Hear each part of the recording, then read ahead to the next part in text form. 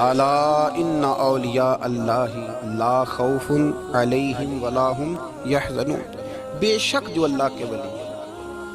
ہمارے ہاں نا لوگوں کے ذہنوں میں جب سے جدت آئی ہے نا، تو کچھ ایسی چیزیں تھیں جنہیں ماننا ضروری تھا، وہاں بھی لوگوں نے انکار کرنا شروع کر دیا۔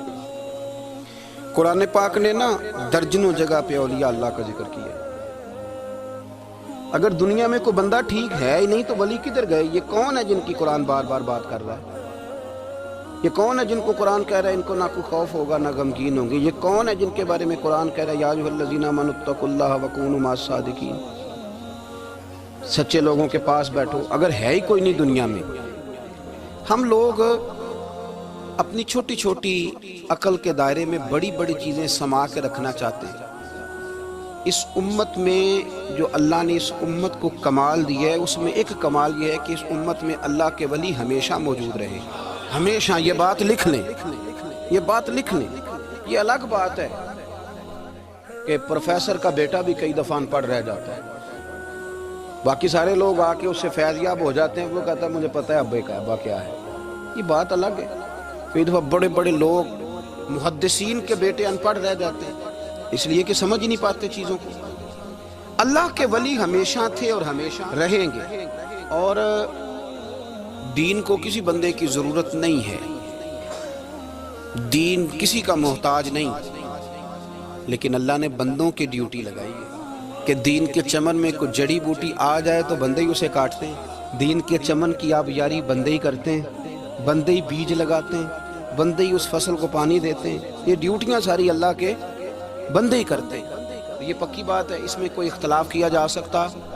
حضرت غوث پاک جیلانی شیخ عبد القادر رضی اللہ تعالی، غوث اعظم درمیان اولیاء چو محمد درمیان انبیاء۔ غوث اعظم کا ولیوں میں وہی مقام ہے جو نبیوں میں رسول کریم کا مقام ہے۔ حضرت غوث پاک رضی اللہ تعالیٰ عنہ کو اللہ نے بڑے اعزازات سے نوازا۔ ایک اعزاز اللہ نے یہ دیا کہ ماں کی طرف سے حسینی ہیں، باپ کی طرف سے حسنی سید، نانا بھی اللہ کے ولی، دادا بھی اللہ کے ولی، پھوپھی بھی اللہ کی بہت بڑی ولی ہے، بہت بڑی ولی۔ والد گرامی، آپ نے وہ سیب والا واقعہ تو بڑا ہی سنا ہوا ہے، اس طرف تو میں نہیں جاتا۔ ماں بھی اللہ کی بہت بڑی ولی ہے۔ یہ اللہ نا اسباب بناتا ہے، خود ماحول بناتا ہے۔ آپ کے جو والد گرامی تھے ان کا نام تھا ابو صالح سید موسیٰ جنگی دوست رحمت اللہ علیہ۔ بادشاہ کے کچھ سپاہی تھے جو مٹکے اٹھا کے جا رہے تھے، اور مٹکے تھے شراب کے بھرے ہوئے، مٹکے اٹھا کے جا رہے تھے۔ حضرت سید محمد موسیٰ جنگی دوست رحمت اللہ علیہ بھی قریب سے گزرے۔ یہ کیا ہے بھائی؟ بدبو سے سمجھ تو گئے، تصدیق کے لیے پوچھا کیا ہے؟ انہوں نے کہا جناب یہ بادشاہ کا سامان لے کے جا رہے ہیں۔ آپ تو جھنڈے والی گاڑی کو ویسے نہیں نہ پوچھ سکتے، سوال ہی نہیں پیدا ہوتا۔ آپ چونکہ جمہوری لوگ ہیں، آپ نے تو بس دفتر بنانا ہے، جب الیکشن ہوگا نا اپنے دروازے کے سامنے سارے محلے سے لڑائی لینی ہے کہ ووٹ میرے آکے دیں، پھر ٹھیک 1.5 مہینے کے بعد سجدہ صاف بھی کر جاتے ہیں، بندہ غلط سی میں نے پتہ ہی نہیں لگا۔ تو یہ پہلے سوچنا تھا تھوڑا سا، ایسے ہی بلا وجہ الیکشن تو روز کبھی کبھی آئے گا، تو ہم نے ایک جگہ تو روز رہنا، ایک دوسروں سے جھگڑے کرنا اور معاذ اللہ تعالیٰ غیبتیں کرنا، عزتیں اچھالنا، یہ مسلمان کا شیوا نہیں ہے۔ حضرت غوث پاک کے والد نے پوچھا کیا لے کے جا رہے؟ بادشاہ کا سامان ہے جی۔ ہاتھ میں ڈنڈا تھا، 3 مٹکے تھے شراب کے بھرے ہوئے، زور سے ایک ایک ڈنڈا مٹکوں پہ مارا تو مٹکے ان کے سروں پہ ٹوٹ گئے۔ بادشاہ سلامت، ہم ساری تقریباً بادشاہ سلامت ہوتے ہیں، یہ کسی کی جرت ہے مطلب میرے گھر کے معاملے میں مداخلت کرے ہو، پھر بادشاہ ہو؟ لوگوں نے جا کے بڑی غیبتیں کی، بڑی بڑی کہانیاں سنائیں۔ اس نے تو توڑ دیا جی مٹکے آپ کے، نے کوئی حال نہیں چھوڑا۔ تو بادشاہ کہنے لگا بلاؤ سید موسیٰ پاک جنگی دوست رحمت اللہ علیہ کو بلا لیا، تو کہنے لگے بادشاہ تمہیں پتا تھا مٹکے کس کے ہیں؟ آپ فرمانے لگے پتا تھا مجھے۔ کہا کیوں توڑے؟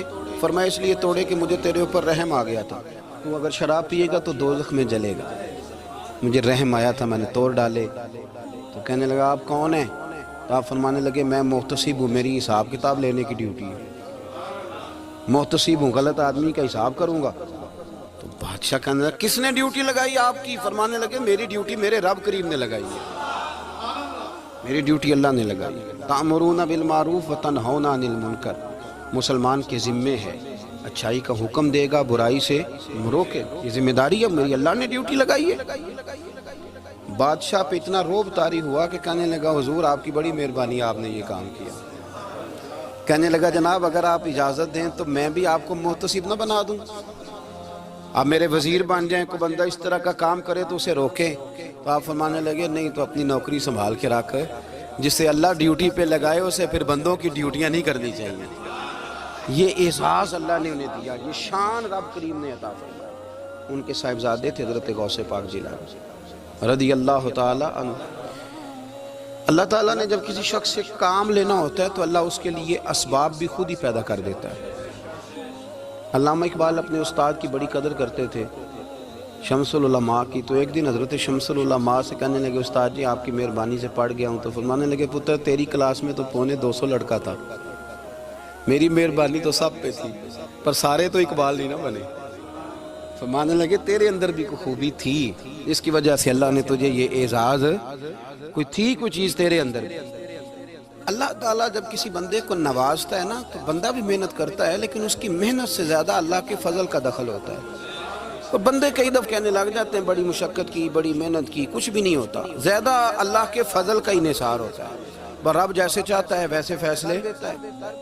आप फरमाते हैं कि मैं छोटा सा था, वालिद इंतकाल कर गए, वालदा थी मेरी और हम 2 भाई थे। फरमाते हैं बच्चे खेलने के लिए निकले तो मैं भी उनके पीछे खेलने निकल गया।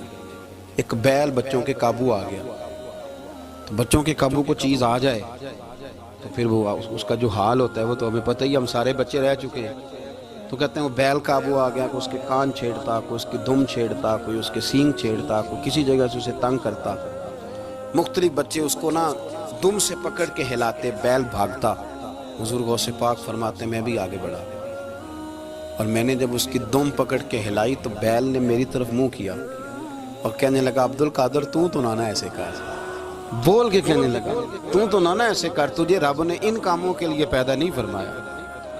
आप फरमाते मुझे इतना खौफ तारी हुआ, बैल को बोलते देखा था पहली दफा, बैल को। अब मेरे सुन्नी को भी दलीलों की जरूरत होती है, दलील ना दें, किसी बुजुर्ग की बात सुनाए तो सुन्नी भी थोड़ा थोड़ा दाएं बाएं देखता है। ये शोर ऐसा हुआ है ना, प्रोपेगेंडा ऐसा। मैं हदीस पाक सुना देता हूँ। रसूल करीम सल्लल्लाहु ताला अलैहि वसल्लम फरमाते एक शख्स ने बैल पे सवारी कर ली थी। बैल सवारी के लिए नहीं पैदा किया गया, सवारी के लिए ऊंट हैं, खच्चर हैं, घोड़े हैं, गधे हैं। बैल खेती बाड़ी के लिए। उस शख्स ने जब बैल पे सवारी की तो बैल पीछे मुड़ के देखने लगा और कहने लगा यार तू बड़ा बेवकूफ है। बोल के कहने लगा मुझे अल्लाह ने सवारी के लिए नहीं पैदा किया, मेरे से वो काम ले जिसलिए मैं पैदा किया गया हूँ। तो बंदा डर गया, कहने लगा बड़ी हैरानगी वाली बात नहीं कि बैल बोलता है। तो बैल फिर बोल पड़ा, कहने लगा इससे भी ज्यादा हैरानगी वाली बात है। उसने कहा वो क्या? कहने लगे मदीने में नबी पाक आ गए हैं और तूने अभी तक कलमा ही नहीं पढ़ा, ये उससे भी ज्यादा हैरानगी वाली बात है। जामिउल मौजूजात में हदीस मौजूद है, हुजूर आ गए और तूने कलमा ही नहीं पढ़ा। वो शख्स कहता है मैं सर पट दौड़ा, जब आके सामने खड़ा हुआ तो हुजूर मुस्कुराए, फरमाया आजा पढ़ ले कलमा, मुझे पता है तुझे किसने भेजा है। अल्लाह वालों की बातें मान लिया करें। मैं बड़ी जिम्मेदारी से कहता हूँ रब करीम के कोई बंदों की बात किताब और सुन्नत के खिलाफ नहीं होती, वही तो किताब और सुन्नत आगे पहुँचाने वाले होते हैं।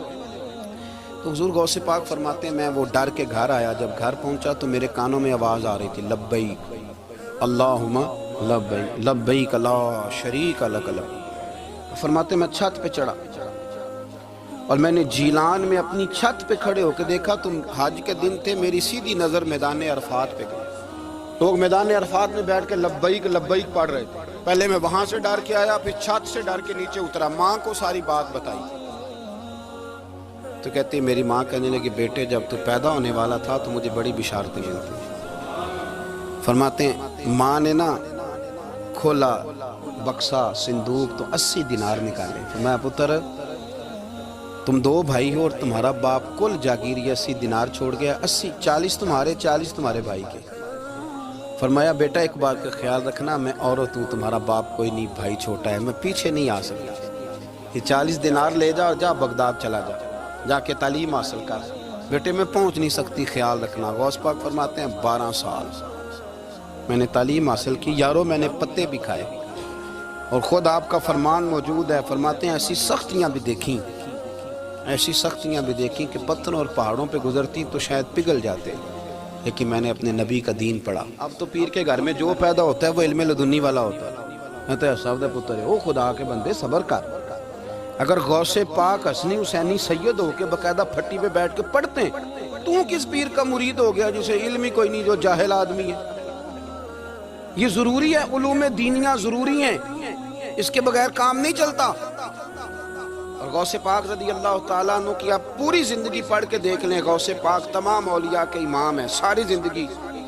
غوث اعظم سے کسی نے پوچھا آپ نے سب سے زیادہ دین کا کام کس طرح کیا، تو فرماتے ہیں تقریر کے ذریعے۔ اب تقریر کرنے والا مولوی ہوتا ہے اور تویز دینے والا، سبحان اللہ۔ غوث پاک رضی اللہ تعالیٰ عنہ فرماتے ہیں میں نے دین کا سارا کام کس ذریعے سے کیا ہے؟ ہفتے میں 3 جلسے کرتے تھے، اور 70 ہزار کا مجمع ہوتا تھا، اور بغیر لاؤڈ سپیکر کے تقریریں ہوتی تھیں، اور فرماتے ہیں جیسی سمجھ پہلے بندے کو آتی تھی ویسی آخری والے کو آتی تھی۔ لوگوں نے کہا حضور یہ کرم کیسے ہوا؟ فرمانے لگے میں نے جب تعلیم حاصل کر لی تو بولنا آتا ہی نہیں تھا، تو میں بڑا پریشان ایک دن سو گیا تو خواب میں رسول کریم کا دیدار نصیب ہوا۔ نے فرمایا تو واز کیا کر، تیرے واز سے لوگوں کو فائدہ ہوگا۔ یا رسول اللہ میں اجمی بندہ ہوں، لوگوں کے سامنے کیسے بات کروں گا؟ تو حضور نے فرمایا منہ کھولنا ذرا۔ کہتے میں نے منہ کھولا تو محبوب نے 7 دفعہ لعاب دہن ڈالا میرے منہ میں۔